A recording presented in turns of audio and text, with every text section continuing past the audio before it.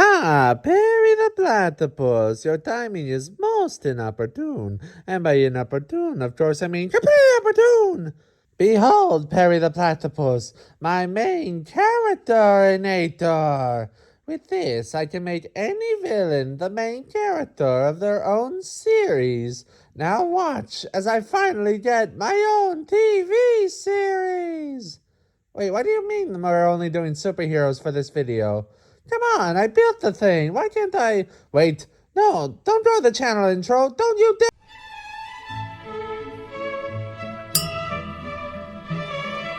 Hey there, party people. Welcome to Kramer Cafe. I'm Kramer. Let's get started. You know, I always say it's easy to love a good hero, but it's hard to hate a good villain. And those villains are exactly what this video is all about. Lately, with shows like Harley Quinn and Villainous, the evildoers of the superhero world have been getting a lot more focus. But Harley isn't the only villain capable of carrying her own series.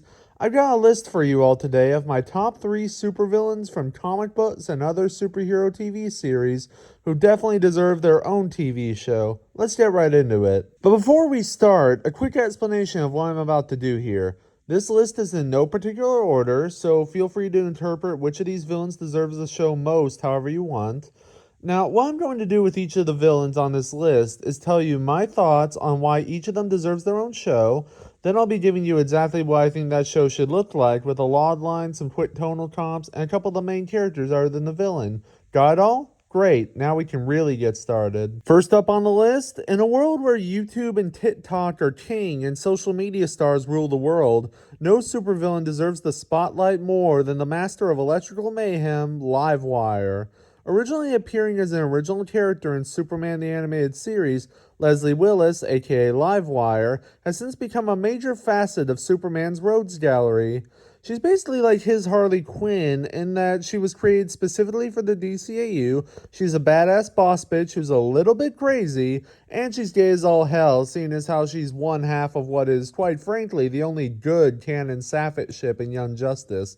Seriously, why'd they have to do Harper Row dirty like that? Livewire started out as a radio shock jock, emphasis on shock, who constantly disses on Superman, but as the times changed, so did her character. Thus, her origin now typically has her start out as a social media prankster of some kind. Man, was DC Superhero Girls an underrated show or what? Am I the only one who shipped Livewire with Giganta? But anyways, Livewire typically gets her powers in an accident of some sort, usually at a power plant during a prank, or somewhere else involving major amounts of electricity. And typically, Superman or Supergirl are there to make Leslie blame them for the things that happened to her.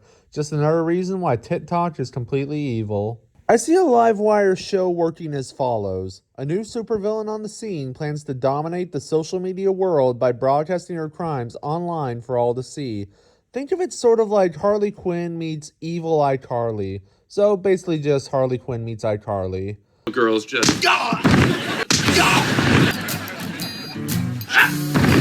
This series will largely focus on Leslie Willis trying to reclaim her status as top dog in the social media world by using her new powers to get likes, views, sponsorships, and all that other good stuff by committing crimes all across Metropolis. For some other characters to add in, let's throw in a villainous mentor character who also serves as Livewire's first major sponsor for her social media account, namely Lex Luthor.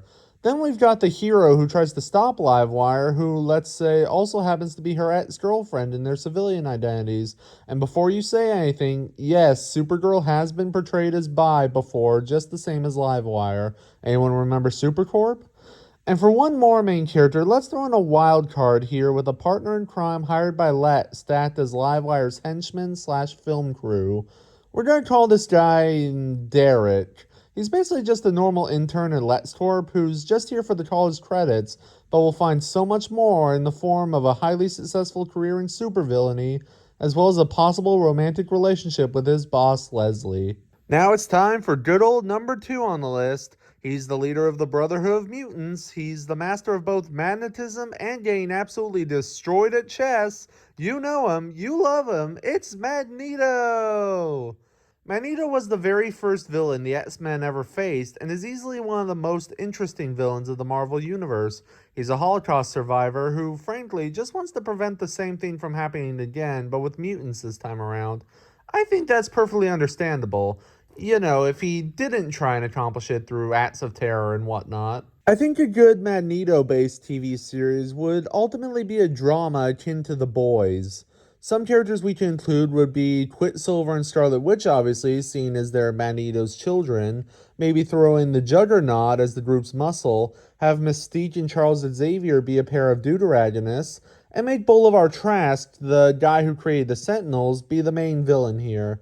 The concept would be a brotherhood of mutants led by the master of magnetism Magneto fight against the corrupt US government to make them see mutants as people instead of monsters.